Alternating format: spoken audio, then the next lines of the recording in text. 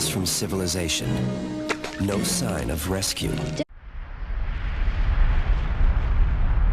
Doesn't matter who's in charge. We've just got to work together.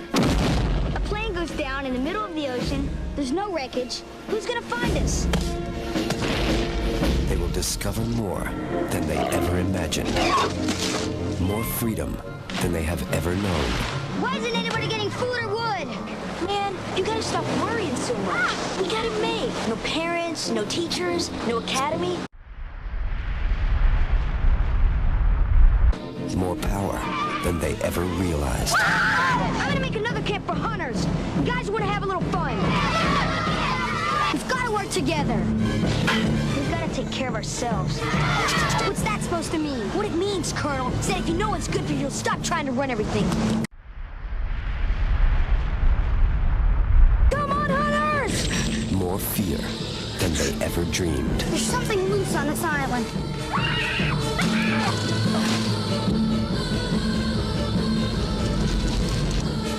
We did everything just the way grown-ups would have.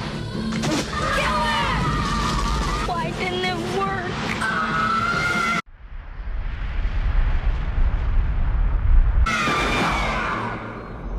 Lord of the Flies. Hola y bienvenidos al 30º Seminario de Cine y Literatura. En esta ocasión les presentaremos El Señor de las Moscas, por Simón Alfonso, Juan David Cadena, Freddy Niño Caína y Daniel Sepúlveda. El libro El Señor de las Moscas, de William Golding, relata una historia donde un grupo de chicos británicos cuyo avión ha chocado en la isla desierta del Océano Pacífico quedan solos, sin adultos, donde ellos tienen que crear una organización para poder sobrevivir. Los chicos de edad entre 6 y 12 años son liderados por un personaje principal que se llama Ralph. Es uno de los chicos más grandes del grupo y este se proclama como el jefe o como el líder de la comunidad, ayudándose de una concha caracol, que es un símbolo que establece el orden. El primer problema que surge en el libro es cuando los chicos empiezan a temer por una bestia que está situada en alguna parte de la isla, pero no le prestan demasiada atención y deciden que lo mejor en ese momento es crear hogueras para que los barcos que pasen por el océano se den cuenta que hay gente refugiada en la isla. Para la creación de estas hogueras, los chicos comienzan a utilizar las gafas de un muchacho llamado Piggy, que es el amigo más leal que tiene Ralph, y con la luz del sol pueden crear estas hogueras. Pero acá entra otro personaje en juego, que es Jack. Este chico está celoso por el poder de Ralph y el liderato que él tiene sobre los demás. Entonces decide y opina que todos deberían tener más énfasis en la caza, ya que en la isla está llena de cerdos, y que esto es más importante que mantener la hoguera y tener como un refugio. Jack y otros chicos apoyan la idea y tratan de hacerse unos jóvenes más salvajes durante el tiempo que están en la isla.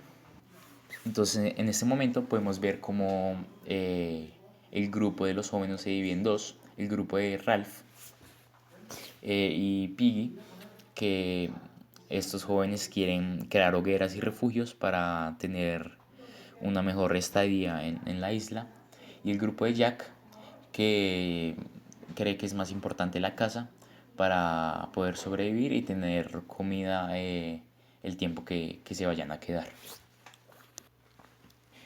En una parte del libro podemos ver cómo cambia toda la disciplina que los jóvenes británicos tenían y pasan de ser los educados, como se les conoce, a ser salvajes y importarles más el tema de la caza y de encontrar alimento en la isla.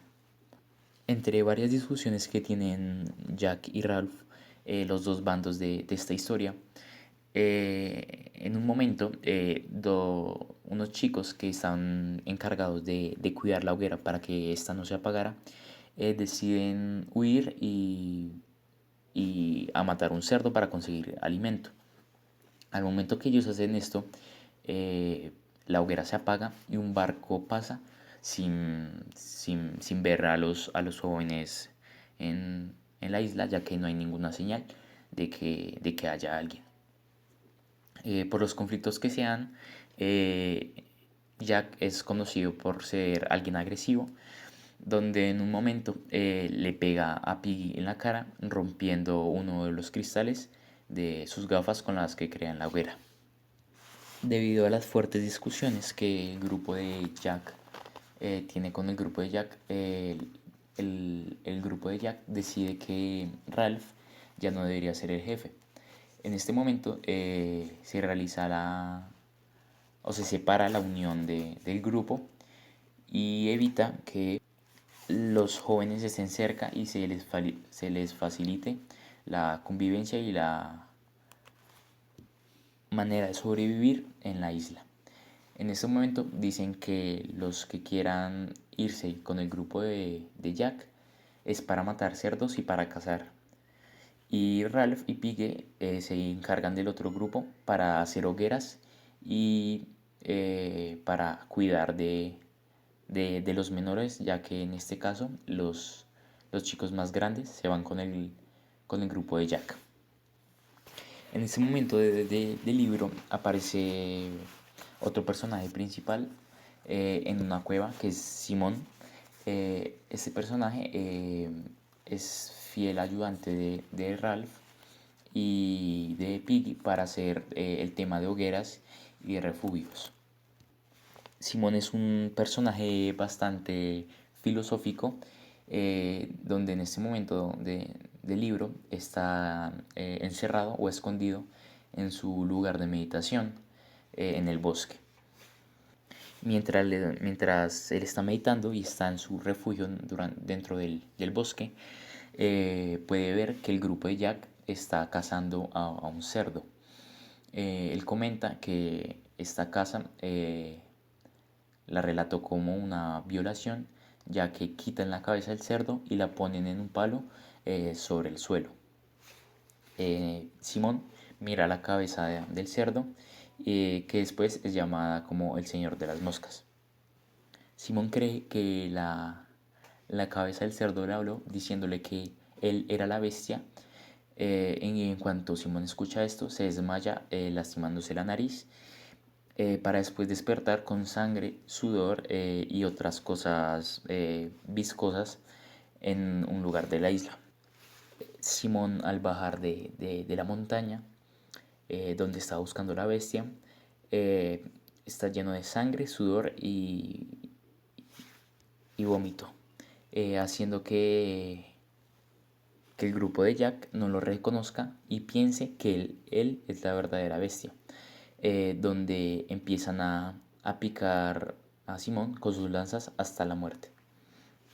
En este momento podemos ver que los chicos o el grupo de Jack son representados como animales salvajes o como jóvenes que perdieron la calma al estar solos en una isla. De aquí en adelante la situación empeora, haciendo que la banda de Jack ataca a Ralph y Piggy y roban las gafas de este para hacer su propia hoguera. Cuando Ralph y Piggy deciden hablar con el grupo de Jack, o como lo llamaban ellos, los salvajes, Roger, que es un miembro del equipo, por decirlo de alguna manera, de Jack, empuja una roca grande desde un precipicio y esta mata a Piggy. Cuando Ralph se da cuenta de esto, sale corriendo para salvar su vida, porque cree que van a acabar con la cabeza de él en un palo, como lo hicieron con el cerdo. Cuando él llega a la orilla, se tropieza y se tropieza con un oficial de la Marina Británica. Después de esto, los muchachos son rescatados de su guerra fingida o elaborada en la isla, para volver a su país, donde están viviendo una verdadera guerra. A partir del relato se puede deducir que la historia comienza entre el 6 y el 9 de agosto de 1945, ya que se habla del lanzamiento de la bomba atómica, donde los personajes saben que la bomba de Hiroshima ha sido lanzada, pero no tienen conocimiento alguno sobre la de Nagasaki. Este es el tiempo histórico donde se ve relatada la historia. Conociendo que este libro fue escrito exactamente 9 años después de la Segunda Guerra Mundial, donde estuvo involucrado el Imperio Británico. Lo siguiente es la ficha técnica del libro. El nombre original del libro es The Lord of the Flies. El nombre en español traducido es El Señor de las Moscas. El país donde se originó este libro es el Reino Unido y el escritor es William Golding. El idioma original de esta es el inglés y su género es la novela, teniendo un subgénero de ciencia ficción. El libro consta de 224 páginas y la fecha exacta de su publicación es el 17 de septiembre de 1954. La ficha técnica de la película. El nombre original de la película, basada en el libro El Señor de las Moscas de el autor William Golding, es The Lord of the Flies. Este está en inglés, ya que la película fue producida y dirigida en Estados Unidos. El nombre en español de la película es Instinto de Supervivencia y también la llaman El Señor de las Moscas, como el libro. El país de origen, como dije previamente, es Estados Unidos. El director de la película fue Harry Hook. Los guionistas de la película fueron J. Preston Allen y Sarah Schiff. El encargado de la música de la película fue Philip Sartre. Por otro lado, de la fotografía de la película fue Martin Fuller. La duración de la película fue 91 minutos, que esto en horas equivale a 1,51 horas. Los géneros de la película son aventura, drama y tráiler. La clasificación para Estados Unidos de la película es la letra R. Esta R quiere decir que los espectadores de la película deben ser mayores a 17 años o acompañados, si son menores de 17 años, acompañados por un adulto.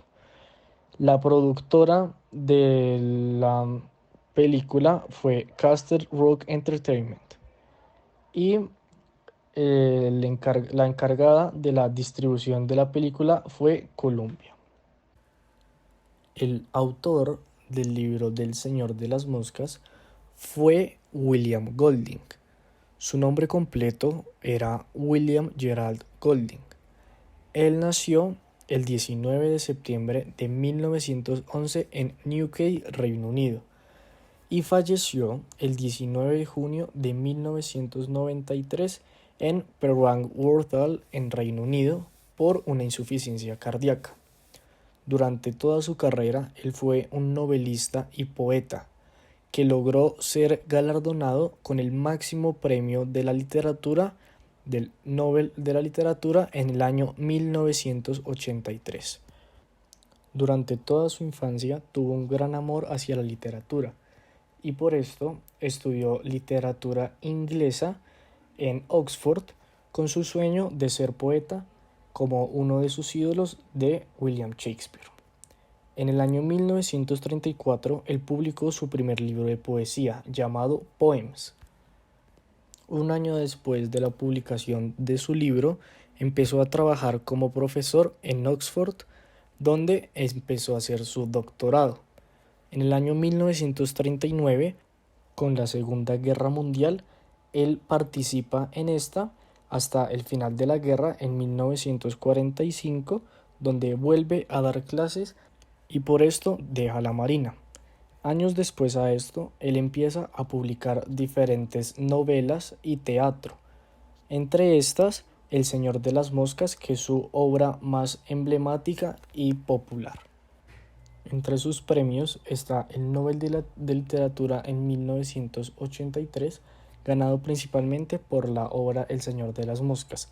También él fue nombrado Sir, caballero de la Orden del Imperio Británico por la reina Isabel II en 1988. También ganó el premio James Tate Black Memorial en 1979 y el premio Booker en 1980. En su estilo alude a la literatura clásica, donde no sigue una línea argumental única y su técnica de composición varía.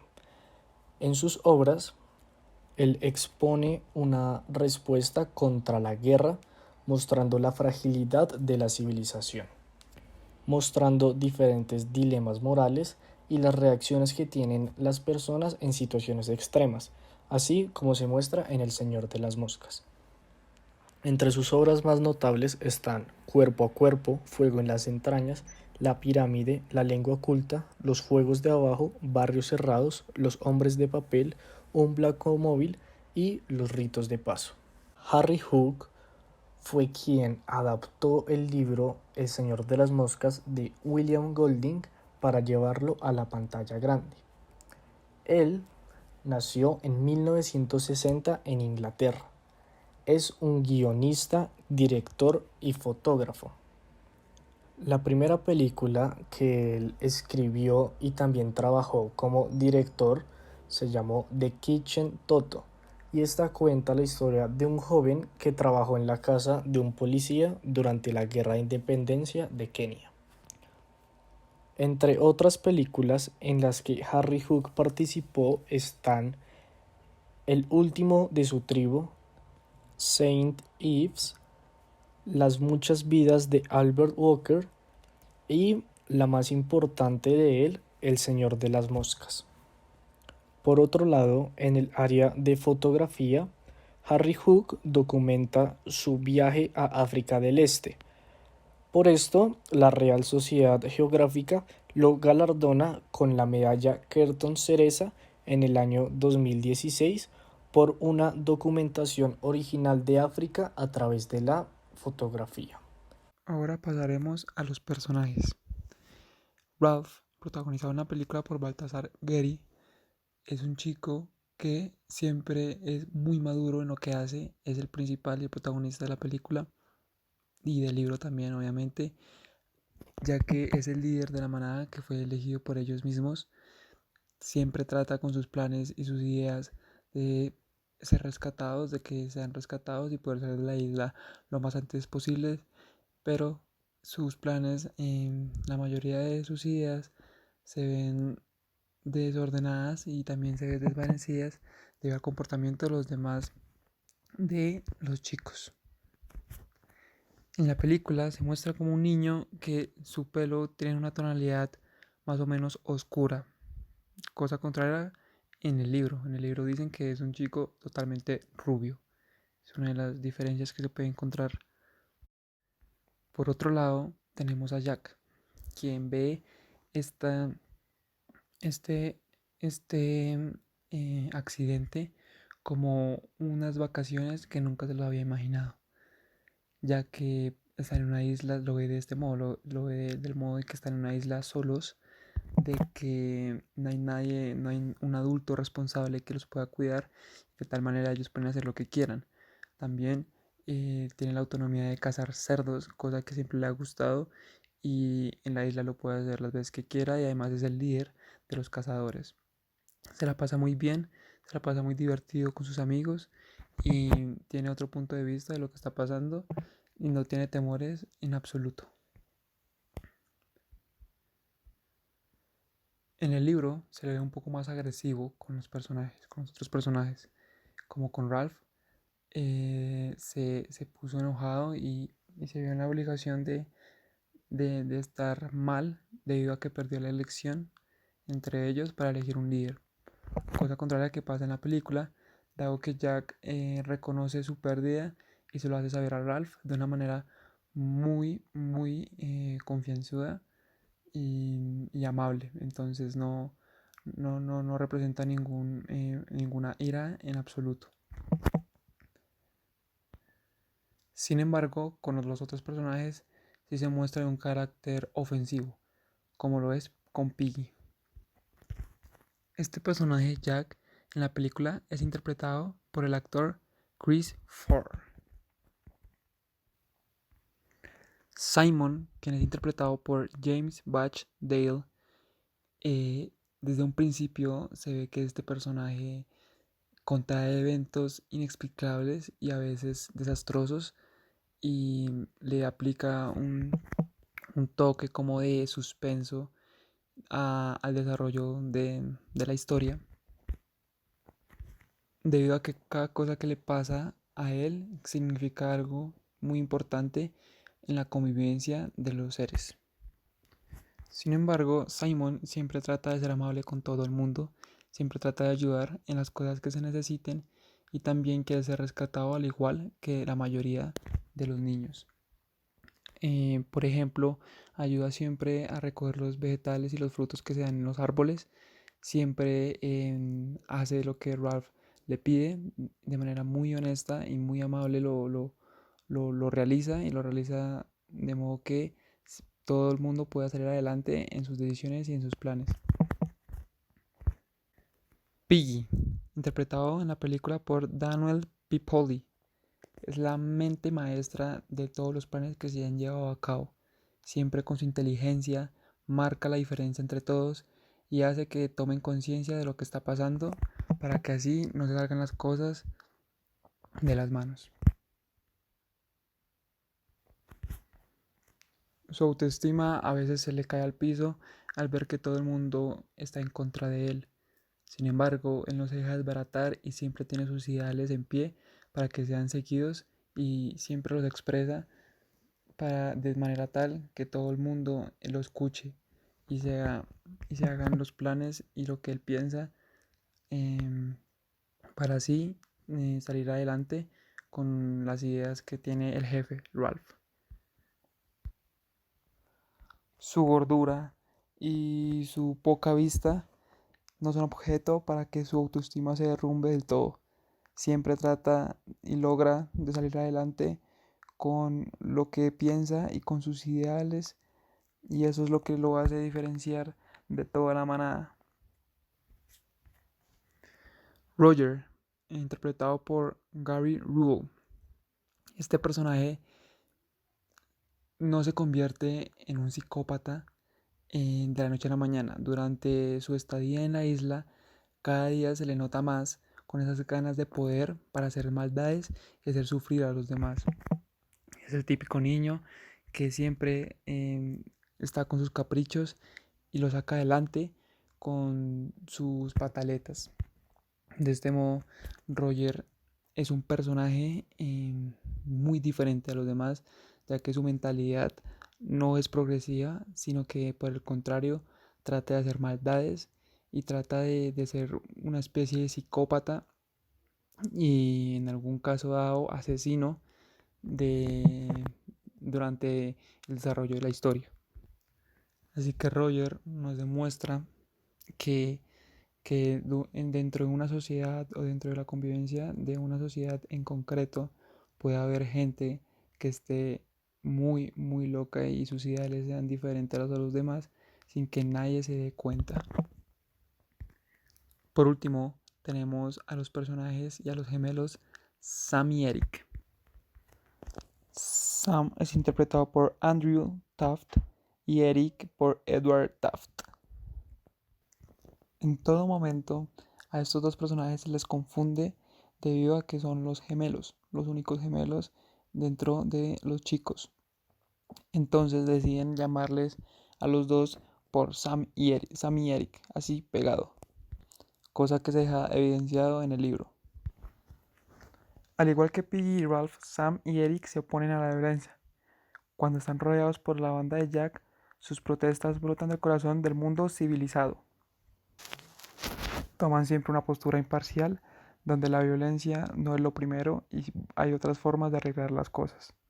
Hubo un solo momento en la historia donde estos dos hermanos tuvieron un enfrentamiento y el autor del libro, Golding, deja en claro, ya que ya no escribe como usualmente lo hace Sam y Eric pegado, sino que esta vez lo hizo despegado, queriendo hacer referencia a que por primera vez estos dos hermanos están en serios problemas y si ellos pelean o tienen un disgusto o ya no se hablan, la banda se ve en graves problemas, ya que ellos siempre llaman a la paz y a la tranquilidad. Y nunca antes había visto un comportamiento así. Golding con este acto nos quiere hacer saber que la guerra es una muy mala señal, ya que al ver dos hermanos enfrentándose y teniendo pelea, pues quiere decir que todo se está derrumbando y llevando a la violencia, lo cual no es bueno en absoluto. La pregunta de investigación que trataremos dice lo siguiente: ¿en qué medida la naturaleza humana puede determinar la organización jerárquica de la sociedad cuando sea afectada por situaciones extremas? A través de la película y del libro trataremos de mirar si las sociedades se dejan llevar por sus instintos naturales o, por otro lado, si se dejan llevar por los valores que han aprendido a lo largo de su vida cuando se encuentran en una sociedad extrema y tratan de organizarse jerárquicamente. Ahora les hablaremos del montaje cinematográfico. Para esto mencionaré algunos de los aspectos de la película. Entre estos están el espacio y tiempo en el que la película se desarrolla, el tipo de estructura que sigue la película, el tipo de montaje que utiliza y los recursos o escenografía que se muestran en la mayoría de las partes de la película. Hablando del espacio y tiempo en el que se desarrolla la película, esta transcurre un poco después de la Segunda Guerra Mundial o al final de esta a mitad del siglo XX. Esto lo sabemos gracias a un comentario de Piggy, donde básicamente dice que de ser secuestrados por unos rusos, ellos los secuestrarán. Eso haciendo referencia al periodo histórico de la Guerra Fría. Aquí podemos darnos cuenta que la película transcurre un poco después de la Segunda Guerra Mundial, probablemente a mitad del siglo XX. Nuestro siguiente apartado a tratar es sobre la estructura que trata la película. Esta se puede considerar como una estructura lineal, pues la forma de contar su historia consiste en un tiempo cronológico que transcurre desde un punto A hasta un punto B, o dicho de otra forma, desde el inicio hasta el final. No tiene saltos temporales y todo lo que se cuenta transcurre en un orden de tiempo lógico desde un punto A hasta un punto B, como ya lo dije anteriormente. Lo siguiente de lo que hablaré va a ser sobre el montaje que utiliza la película, pero antes de hablar de eso, recordemos la definición de montaje. Montaje es el proceso que se utiliza para ordenar los planos y secuencias de una película, de forma que el espectador los vea tal y como quiere el director. O dicho de otra forma, es la manera de acomodar o colocar los diversos planos, tomas que tenga el director para generar diferentes emociones en el espectador. Utilizar el montaje correcto servirá para que el espectador pueda sentir lo mismo que el director está intentando generar en él. En este caso, en la película del Señor de las Moscas, se utiliza un montaje narrativo, que es aquel que cuenta los hechos, tal y como son, ya sea cronológicamente o mezclándolos con saltos al futuro o al pasado. Como dije anteriormente, la estructura de esta película va de un punto A un punto B. Se cuentan unos hechos tal y como son, cronológicamente, es decir, que siguen un orden, encajando así perfectamente la definición de montaje narrativo, pues se cuenta una historia basada en hechos. Finalmente hablaré sobre los recursos, o dicho de otra forma, la escenografía que utiliza la película. Esta película se puede considerar rica en ciertos objetos que le pueden dar vida al ambiente que está tratando de crear. Recordemos que la película trata de crear un ambiente en el que los niños se encuentran totalmente solos en una isla desconocida, donde para ellos todo es nuevo, pues no pueden seguir con las vidas que estaban siguiendo antes en sus civilizaciones normales, es decir, que no pueden haber autos, no puede haber tecnología básicamente. Es por esto que la película utiliza artefactos como las lanzas para simbolizar las armas, o fruta caída de los árboles, o animales salvajes, como lo es el cerdo en la película. También se utilizan diferentes objetos que les recuerdan un poco de la civilización en la que vienen. Esto como lo puede ser el bote salvavidas en el que los niños llegan a la isla al inicio de la película, asimismo como las gafas de Piggy y el reloj que él mismo tiene. Además de esto, cabe resaltar la importancia que tiene la vestimenta en la historia que se cuenta en la película. Al inicio vemos a la mayoría, si no todos los niños, utilizando trajes como si fuesen militares, muy bien vestidos y muy bien presentados. En cambio, al final de la película, miserablemente se cubren con un taparrabos. Esto también ayuda un poco a mostrar las ideas que tiene el director en la película y lo que quiere generar el espectador, y mostrar el cambio de los niños, de una civilización cuidada a unos niños, por decirlo de alguna forma, salvajes. Ahora les hablaré del punto de vista narrativo tanto del libro como de la película. En primer lugar, cabe recalcar que en el libro la historia es narrada en tercera y primera persona. En primera persona, puesto que en algunas partes del libro la historia se cuenta desde los ojos de alguno de los personajes, esto para focalizar sus sentimientos y sus emociones en tal momento del libro. Sin embargo, la gran mayoría de la historia se cuenta en tercera persona por parte de un narrador omnisciente, es decir, que no hace parte de la misma historia. Solamente nos cuenta todo desde sus ojos como si nos estuviese contando una historia de la cual él no hace parte. Esto es lo que sucede en la película, ya que se narra en tercera persona por las mismas razones, es decir, que hay un narrador omnisciente. En ningún momento se hace una referencia a que la historia se esté narrando desde los ojos de un solo personaje, por lo que no puede ser considerado en primera persona. En cuanto al punto de vista del libro y de la película, en el libro se maneja un punto de vista externo e interno. Un punto de vista interno porque, como dije anteriormente, en algunos casos el narrador es el personaje y vemos todo lo que ocurre a través de sus ojos.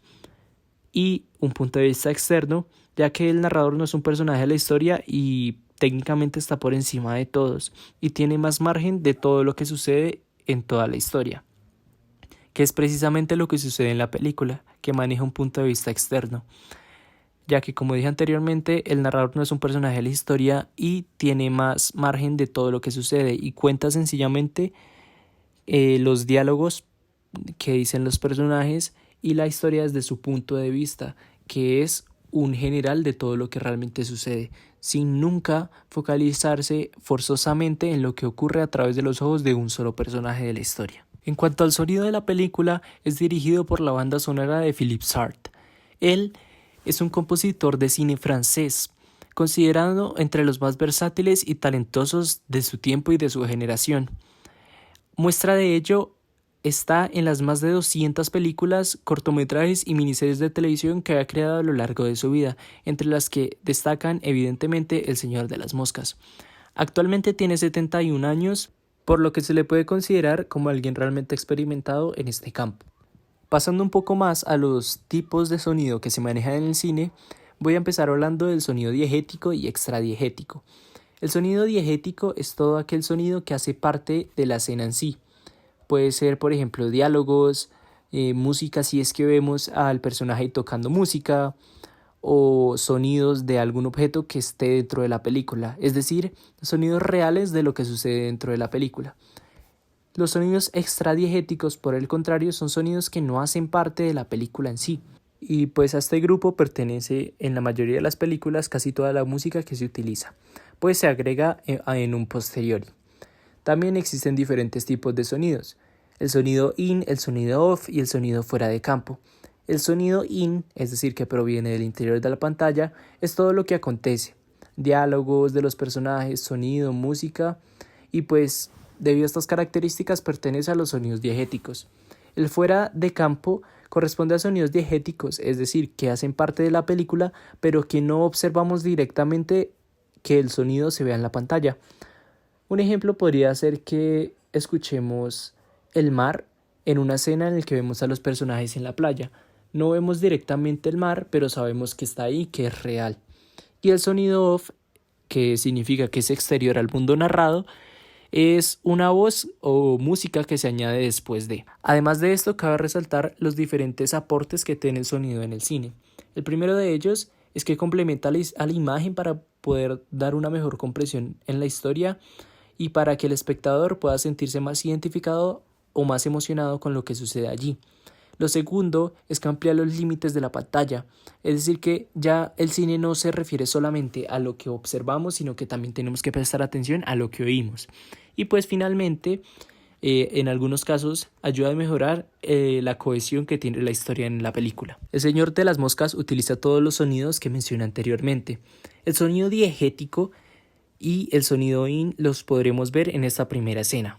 ¿No podrían hacernos participar en los Juegos Olímpicos o algo así? Oye, no le encuentro lo gracioso. Por otra parte, aquí tengo otra escena donde existe una muestra de combinación entre sonido diegético y extradiegético y el sonido off y fuera de campo. En este caso, cabe recalcar que este sonido aumenta las emociones en el público y recalca la soledad que estaba sintiendo Ralph en el momento de la escena.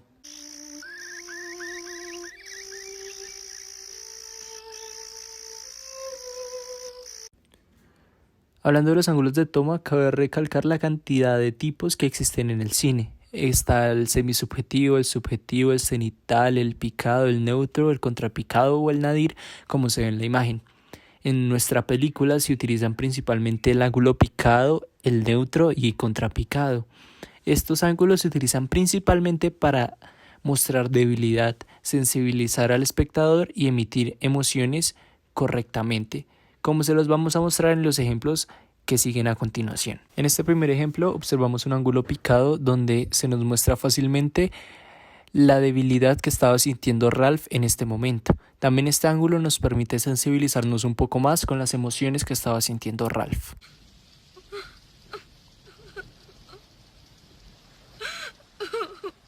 En este segundo ejemplo vemos un ángulo contrapicado que básicamente nos sirve para engrandecer la fuerza que tiene la roca dentro de la escena. Tenemos que ser sensibles y hacer que es... Y aquí observamos un ángulo neutro. Dicho ángulo básicamente nos sirve para darle ritmo a la escena. No genera emociones específicas, sino básicamente para poder contar la historia. Siempre que suene el caracol será para hablar. Esa es la regla. ¿Como una asamblea, señor?